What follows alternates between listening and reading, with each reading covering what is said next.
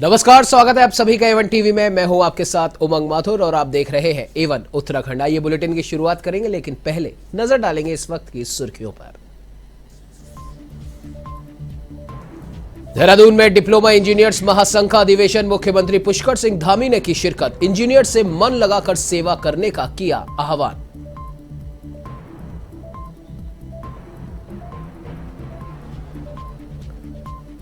करण महारा को मिली उत्तराखंड कांग्रेस की कमान, यशपाल आर्य को बनाया गया विधायक दल का नेता। तो वहीं मुख्यमंत्री पुष्कर सिंह धामी को शिकस्त देने वाले भुवन चंद कापड़ी बने विधायक दल के उपनेता।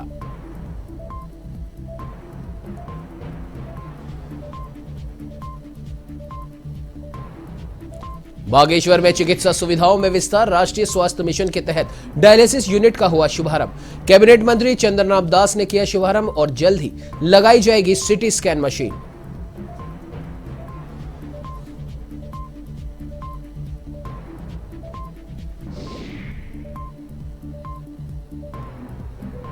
भाजपा सांसद अजय टम्टा का अल्मोड़ा दौरा, कार्यकर्ताओं और पदाधिकारियों ने किया स्वागत। टम्टा ने सुनी जनता की समस्याएं, अधिकारियों को दिए समाधान के निर्देश।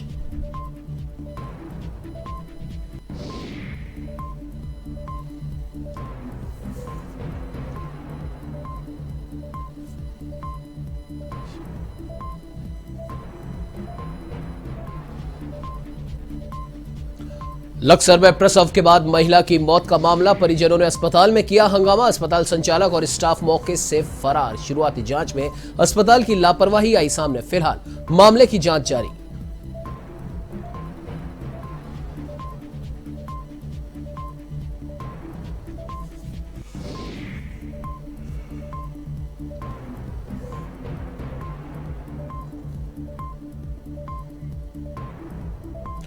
अब आइए बुलेटिन की शुरुआत करते हैं विस्तार से। आपको बता दें कि राजधानी देहरादून में उत्तराखंड डिप्लोमा इंजीनियर महासंघ का अधिवेशन आयोजित किया गया, जिसमें मुख्यमंत्री पुष्कर सिंह धामी मुख्य अतिथि के रूप में शामिल हुए और दीप प्रज्वलित कर इस कार्यक्रम का शुभारंभ किया। तो वहीं अति विशिष्ट अतिथि के रूप में क्षेत्रीय विधायक विनोद चमोली मौजूद रहे। इस दौरान सूबे के मुखिया के सामने महासंघ ने अपनी विभिन्न मांगे रखी, जिन पर मुख्यमंत्री ने हर संभव मदद करने का आश्वासन दिया।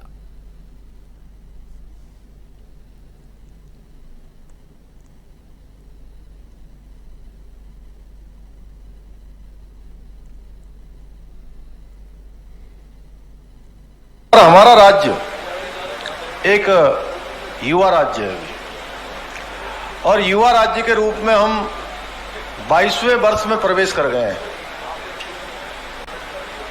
और हमारा संकल्प है कि जब हम 25 साल के हों तो हमारे राज्य के अंदर सारी व्यवस्थाएं इस प्रकार से हों, सारी व्यवस्थाएं हमारा इस प्रकार का सिस्टम हो कि हम आने वाले समय में जब हम 25 साल के हों तो हम हिंदुस्तान के श्रेष्ठ राज्यों में से एक राज्य हों। तो उसमें निश्चित रूप से हम सबकी बहुत जिम्मेदारी है, हम सबका बहुत दायित्व है और आप सब लोगों का योगदान हमेशा से रहा है, चाहे वो उत्तराखंड आंदोलन प्राप्ति का आंदोलन रहा हो या अभी अभी जैसा यहां पर बताया गया और मैंने खुद स्वयं देखा है कि कोरोना महामारी के दौरान आप सबके द्वारा बहुत सारा अपने प्राणों की परवाह न करते हुए भी लोगों की सेवा के लिए अपने आप को झोंकने का काम किया है। निश्चित रूप से मैं आप सबका आभारी हूं कि आप सब लोगों के द्वारा लगातार उत्तराखंड राज्य को आगे बढ़ाने के लिए काम किया जा रहा है। हाँ, ये जरूर है, जैसा आनंदवर्धन जी ने कहा कि हम सब लोग कोई भी अभिभावक है, मैं आयु में आप सब लोगों में से बहुत सारे लोगों से आयु में कम होऊंगा, लेकिन आज मुझे मुख्य सेवक की जिम्मेदारी है और मुख्य सेवक की जिम्मेदारी के नाते मैं ऐसा मानता हूं। मैं जब पहली बार विधायक बना था तो गांव में मैं एक बार बैठ के मैंने कहा, तो बहुत सारे हमारे आसपास के बुजुर्ग मिलने आए थे, तो मैंने कहा कि आप सब लोग हमेशा से हमारा मार्गदर्शन करते रहे हैं, आप सब लोग हमेशा से हमें कुछ न कुछ सिखाते रहे हैं, लेकिन यहां पर अब जब से मैं इस क्षेत्र का विधायक बन गया हूं तो मुझे लगता है कि जो 80 साल के हैं या 90 साल के हैं या मेरे से आयु में काफी बड़े हैं, उन सब के बाद भी मुझे लगता है कि मैं अभिभावक हूं। उसी प्रकार से जैसा आनंद जी अभी कह रहे थे आप लोगों से कि प्रदेश का मुख्य सेवक होने के नाते आप सब लोगों ने बहुत सारी बातें यहां पर रखी हैं और हम भी चाहते हैं कि उन सब बातों का समाधान हो, उनका सबका रास्ता निकलना चाहिए। लेकिन हमें देखना होगा कि हमारे प्रदेश की जो इस समय वित्तीय स्थिति है वो स्थिति किस दिशा में जा रही है, हमारे संसाधन किस दिशा में जा रहे हैं, हमको किन संसाधनों की आवश्यकता है। ये प्रश्न केवल मेरा नहीं है कि मैं यहाँ पर मुख्य सेवक हूँ, ये प्रश्न इनका भी नहीं कि जो मंच पर बैठे हैं, ये प्रश्न हम सब लोगों का है और इस प्रश्न का उत्तर हम सब लोग मिलकर खोजेंगे तो निश्चित रूप से उत्तर मिलेगा। तो वही उत्तराखंड विधानसभा चुनाव में करारी हार के बाद कांग्रेस हाईकमान ने बड़ा फैसला लेते हुए करण माहरा को प्रदेश कांग्रेस कमेटी का अध्यक्ष नियुक्त किया है। वो उत्तराखंड की सियासत में खासी पकड़ रखते हैं। इसके अलावा विधायक दल के नेता के रूप में यशपाल आर्य तो विधायक दल के उप नेता के रूप में भुवन चंद कापड़ी की नियुक्ति की गई है। आपको बता दें कि उत्तराखंड विधानसभा चुनाव में करारी हार के बाद कांग्रेस ने अध्यक्ष गणेश गोदियाल से इस्तीफा ले लिया था। फिलहाल कांग्रेस ने राज्य के लिए अपना नया अध्यक्ष चुन लिया है। वैसे करण माहरा को इस बार विधानसभा चुनाव में हार का सामना करना पड़ा था। उन्होंने रानीखेत विधानसभा सीट से चुनाव लड़ा था, लेकिन भाजपा के प्रमोद नैनवाल ने उनको हरा दिया था। इससे पहले उत्तराखंड विधानसभा चुनाव 2017 में माहरा ने भाजपा के अजय भट्ट को हराकर अपना दम दिखाया था। खुद को राज्य का नया कांग्रेस अध्यक्ष बनाए जाने के बाद करण माहरा ने राष्ट्रीय नेतृत्व का आभार जताया। उन्होंने कहा कि राष्ट्रीय अध्यक्ष सोनिया गांधी, राहुल गांधी और प्रियंका गांधी वाड्रा ने प्रदेश अध्यक्ष की जो जिम्मेदारी मुझे सौंपी है, मैं उसे पूरी निष्ठा और ईमानदारी से निर्वहन करूंगा। भाजपा सरकार की विफलताओं एवं जन सरोकारों से जुड़े सभी मुद्दों को पूरी शक्ति के साथ समस्त कांग्रेस के साथियों को साथ लेकर लड़ेंगे। मुख्यमंत्री पुष्कर सिंह धामी को खटीमा में पटखनी देने वाले भुवन चंद कापड़ी को कांग्रेस हाईकमान ने बड़ा इनाम दिया। वो विधायक दल के उपनेता होंगे।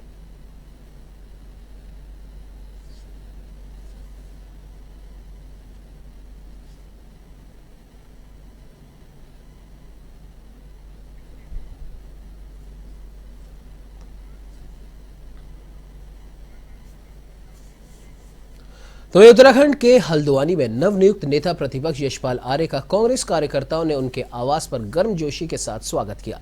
यशपाल आर्य के नेता प्रतिपक्ष बनने से पार्टी के अंदर सर्वसहमति भी दिखाई दे रही है। तो वे नेता प्रतिपक्ष यशपाल आर्य का कहना है कि वे पार्टी हाईकमान और प्रदेश के शीर्ष नेताओं का आभार व्यक्त करते हैं। कांग्रेस के पास युवा नेताओं और अनुभवी नेताओं की टीम है, जिसका फायदा आने वाले दिनों में मिलेगा और जनता के अनुरूप उनके विकास के मुद्दों को लेकर सदन से सड़क तक सरकार को घेरने का कार्य करेंगे।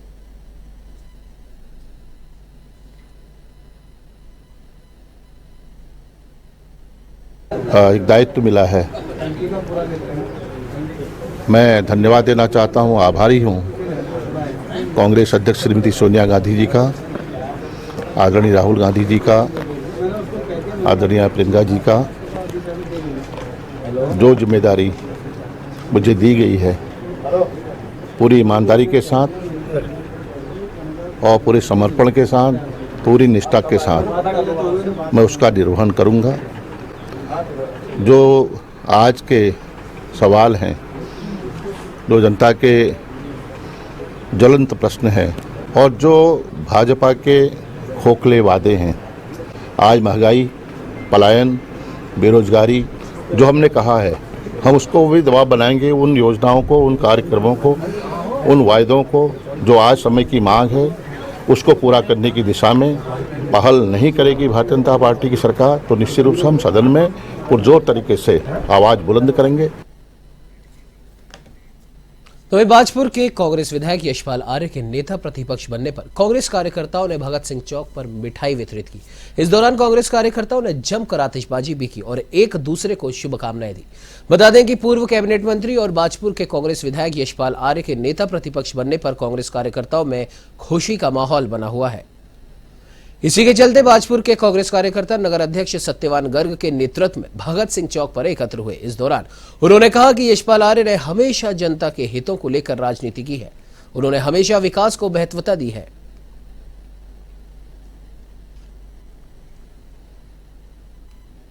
यशपाल आर्य जी जब नेता प्रतिपक्ष बने हैं तो बहुत बड़ी खुशी की लहर है पूरे उत्तराखंड के अंदर। और माननीय मंत्री जी को इतनी नॉलेज भी है जिस वजह से उनका चयन भी हुआ है। ऊपर सोनिया गांधी भी उन पर विश्वास करती है, राहुल गांधी भी विश्वास करता है, प्रियंका गांधी भी विश्वास करती है।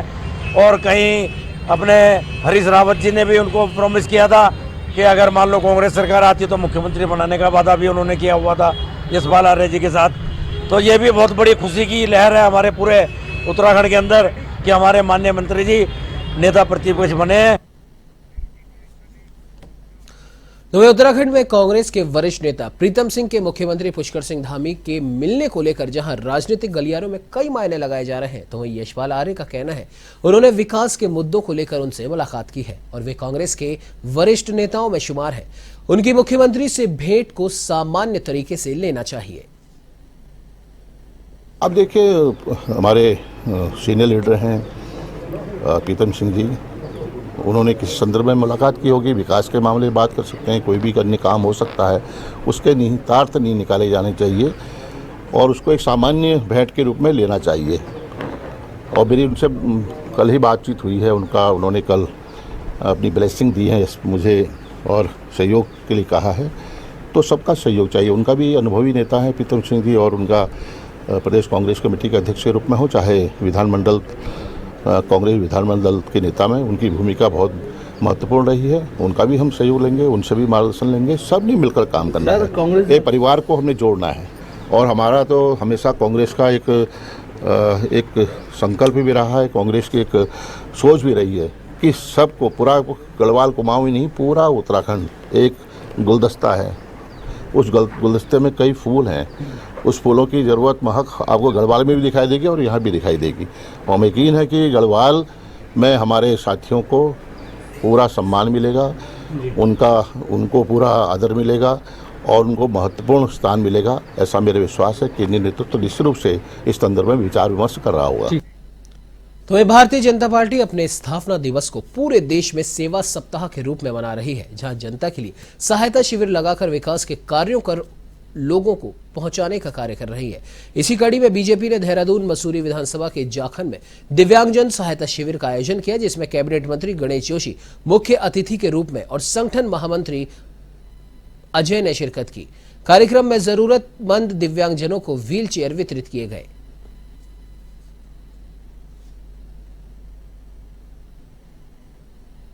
देखिए, भारतीय जनता पार्टी हमेशा गरीबों के बीच में जाकर, जनता के बीच में रहकर जनता की सेवा करती है। जहां अन्य पार्टियां जीतने के बाद पूरे एक साल तक जश्न मनाती है और भारतीय जनता पार्टी के कार्यकर्ता जीतने के तुरंत बाद सेवा कार्य में लगते हैं। आज 6 अप्रैल को भारतीय जनता पार्टी का स्थापना दिवस था।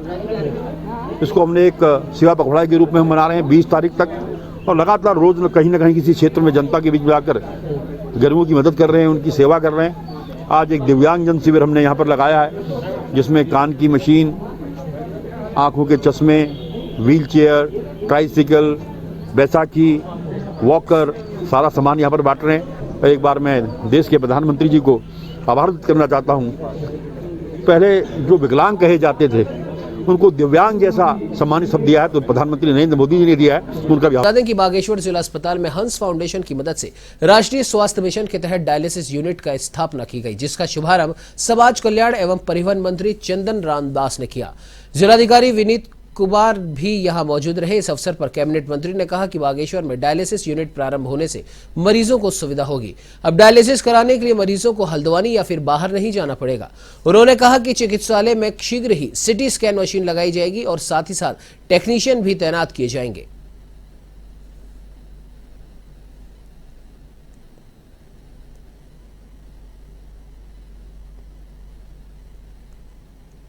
बागेश्वर के लिए ऐतिहासिक दिन है।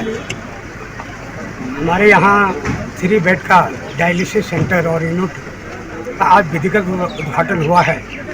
माननीय जिलाधिकारी जी का कई दिन पहले मुझे दूरभाष से बात हुई थी कि यहाँ डायलिसिस के मरीज आने लग गए हैं। मैंने आपसे कहा शुरुआत कर दीजिए, और जो मुझे जानकारी मिली है कि 54 लोगों ने बागेश्वर के इस यूनिट पर डायलिसिस का काम शुरू कर दिया है। और मैं बधाई देता हूं बागेश्वर क्षेत्र के लोगों को, अपने जिला प्रशासन को, स्वास्थ्य विभाग को कि एक बहुत महत्वपूर्ण योजना का यहां शुभारंभ हुआ है। चलिए बढ़ते अगली खबर की ओर। आपको बता दें कि सांसद अजय टमटा अल्मोड़ा पहुंचे। इस दौरान उन्होंने भाजपा के कार्यकर्ताओं और पदाधिकारियों से मुलाकात की और साथ ही लोगों की समस्याएं भी सुनी। तो वहीं उन्होंने विधानसभा चुनाव में अपने संसदीय क्षेत्र में भाजपा अल्मोड़ा, द्वाराहाट और धारचूला विधानसभा में मिली हार को लेकर कहा कि भाजपा इन तीनों सीटों में कम मतों से हारी।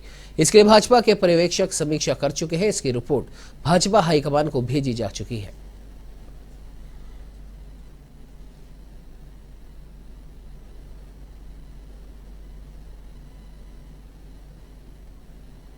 माननीय मोदी जी की योजनाओं के माध्यम से, मोदी जी के प्रेम से, भारतीय जनता की पार्टी के प्रेम से ये रिकॉर्ड टूटे हैं कि उत्तराखंड में भारतीय जनता पार्टी की सरकार रिपीट हुई है और अपेक्षा हमारी थी जिस हिसाब से, उस हिसाब से हमारे पास विधायकों की संख्या भी 47 जीत के आई है।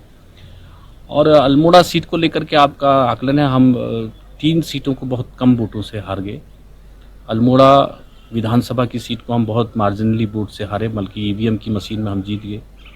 हम पोस्टल बैलेट में हार गए। वैसी दौराहट की सीट को भी हार गए। धारचूला की सीट को भी हम कम वोटों से हारे और ये तीनों सीटें हम जीत सकते थे, बट इसमें पार्टी ने एक समीक्षा करके नियुक्त किए हैं अधिकारी और उस समीक्षा हुई है। तो वहीं उत्तराखंड में पौड़ी जिलाधिकारी डॉक्टर विजय कुमार जोगदंडे ने मुख्यमंत्री की घोषणा के तहत रांसी खेल मैदान में हो रहे कार्यों का निरीक्षण किया। निर्माण कंपनी को निर्देश दिए कि बेहतर गुणवत्ता के साथ कार्य जल्द पूर्ण करना सुनिश्चित करें। जिलाधिकारी ने कहा कि खेल प्रतिभागियों के लिए हर तरह की व्यवस्था हो और इसके लिए विशेष ध्यान दें।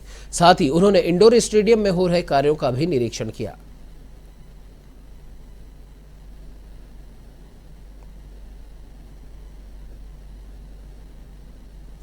साहब के इंस्ट्रक्शन है, उनके अकॉर्डिंग तो हम जो भी उन्होंने बताया, जैसे स्टैंड को लेके हुआ या वर्दी हेलमेट को वगैरह को हुआ, उनको सर हम लेबर को दिलवाने की पूरी कोशिश कर रहे हैं। उनको दिलवा देंगे जल्दी 2-4-6 दिन में। और बाकी रहा सर काम का, तो अक्टूबर से हमने चालू किया है और ये कोई 5-6 महीने हुए हैं हमें। 2-3 महीने के अंदर अंदर हम इसको कंप्लीट कर देंगे। मई के लास्ट तक तो सर ये मल्टीपर्पज़ हॉल को दे देंगे। इसके साथ ही कोई 2-2.5 महीने के अंदर अंदर से इसको भी हैंड ओवर कर देंगे सर। तो हमें अधिकतर आते रहते हैं कि कल भी उन्होंने निरीक्षण करने के बाद ये बताया कि हमारे थोड़ा बहुत जो कमी है रेता वगैरह को सुधारने की, तो वो हम पूरी करेंगे कि सही से बैठ जाए। और उन्होंने बताया कि हमारा थोड़ा बहुत ट्रैक को जहाँ पे लॉन्ग जंप था हमारा थोड़ा चेंज करना था डायरेक्शन के लिए, क्योंकि इसलिए वो बता रहे थे हमें कि ठीक करना है। सर पहले तो मुझे खुशी इस बात की है कि आप हमारे पत्रकार लोग हैं जो बराबर यहाँ पर निरीक्षण कर रहे हैं, और निरीक्षण करने का मतलब होता है कि दूसरे को सजग करना। अगर यहाँ पर डीएम साहब बराबर आ रहे हैं, निरीक्षण कर रहे हैं, या पत्रकार लोग बराबर आ रहे हैं, तब तो इस कार्य की प्रगति होगी। और कंडोलिया स्टेडियम का निर्माण कार्य अभी वर्तमान में चल रहा है। लगभग 22 करोड़ से भी अधिक लागत का निर्माण कार्य का वहाँ पे जो है कार्य योजना बनी है। और डीपीआर के अनुरूप जो है रांसी स्टेडियम में जो है हॉस्टल निर्माण, उसके बाद में इंडोर स्टेडियम निर्माण। तो वहीं उत्तराखंड के लक्सर में एक निजी अस्पताल में प्रसव के बाद महिला की मृत्यु हो गई। इसके बाद गुस्साए परिजनों ने अस्पताल में जमकर हंगामा किया। अस्पताल संचालक और स्टाफ अस्पताल पर ताला जड़ मौके से फरार हो गए। मौके पर पहुंची पुलिस ने गुस्साए परिजनों से समझाइश कर मामले को शांत कराया। प्राप्त जानकारी के हिसाब से डौसनी गांव निवासी भारत ने अपनी पत्नी पिंकी को प्रसव पीड़ा होने पर doctor Bhimrao Ambedkar charitable hospital में भर्ती कराया था। यहां पिंकी ने बेटे को जन्म दिया। इसके बाद उसकी तबीयत बिगड़ गई और मृत्यु हो गई। इस मामले को लेकर कोतवाल यशपाल सिंह बिष्ट ने बताया कि प्रारंभिक जांच में अस्पताल संचालक की लापरवाही सामने आई है। मामले की आगे की जांच की जा रही है।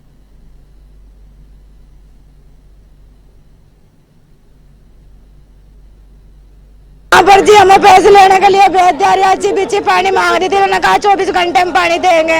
और उसके बाद हम इतना घर पैसे लेने के लिए गए तो एकदम कह दिया कि तुम्हारे मरीज की तबीयत खराब हो। 80,000 जमा कर दो, 25,000 और मांगे इन्होंने। 3 बजे तक बिल्कुल ठीक थी बिल्कुल, हम देख का है बिल्कुल ऐसे। और जो मतलब डॉक्टर लगा दी इंजेक्शन उसका सुई साई लगाई जी बस। और फिर डॉक्टर भी सारे चले गए यहाँ पर, और हरिद्वार भी ले गए ना उसमें एम्बुलेंस में। तो वहीं उत्तराखंड में मुनि की रेती क्षेत्र स्थित रामझूला पार्किंग में टेम्पो चालकों ने हंगामा कर दिया। उनका आरोप है कि नया ठेका होने के बाद ठेकेदार दोगुने से भी अधिक पार्किंग शुल्क देने की मांग कर रहा है।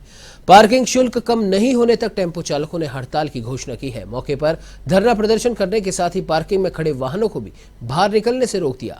हंगामे की सूचना मिलते ही पुलिस फोर्स मौके पर पहुंची। पुलिस ने टेम्पो चालकों से ठेकेदार और नगर पालिका के साथ बैठकर वार्ता कराई, लेकिन इस दौरान दोनों पक्षों में हाथापाई हो गई। किसी तरह पुलिस ने मामले को शांत कराया।